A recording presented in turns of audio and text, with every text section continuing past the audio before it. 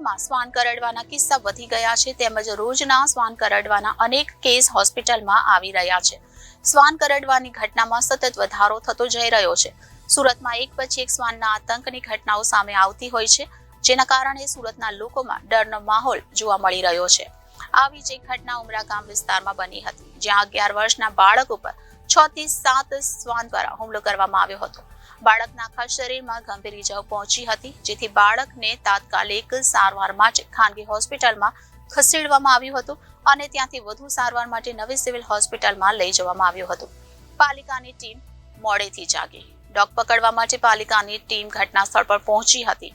સુરતમાં શ્વાનનો આતંક યથાવત જોવા મળી રહ્યો છે. આ ઉપરાંત શ્વાન દ્વારા ગાડીનો પીછો કરતા કેટલીક વાર બાઇક ચાલક શિકાર થઈ જાય છે અને આવી રીતે રોડ અકસ્માત થાય છે. શ્વાન કરડવાની ઘટનામાં સતત વધારો થતો જઈ રહ્યો છે.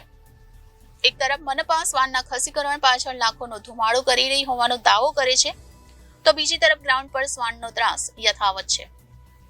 સુરતમાં એક પછી એક શ્વાનના આતંકની ઘટનાઓ સામે આવતી હોય છે, જેના કારણે સુરતના લોકોમાં ડરનો માહોલ જોવા મળી રહ્યો છે.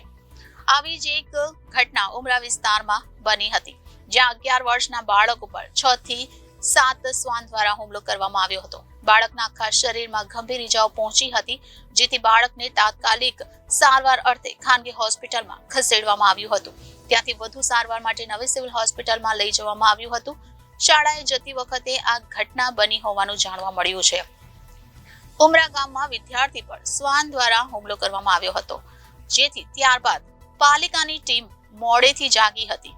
ઘોડા છૂટી ગયા બાદ તબેલે તાળા મારવા જેવી સ્થિતિ સર્જાઈ. ડોગ પકડવા માટે પાલિકાની ટીમ ઘટના સ્થળ પર પહોંચી હતી. બાળક પર હાલ જાણવા મુજબ 15 જેટલા કૂતરાઓ દ્વારા હુમલો કરવામાં આવ્યો હતો તેવું બચાવનારે જણાવ્યું હતું. પાલિકાની ટીમ દ્વારા હાલ 10 કૂતરાઓ પકડી પાડવામાં આવ્યા છે. Reporter Hanif Malik, Janadesh news, Surat.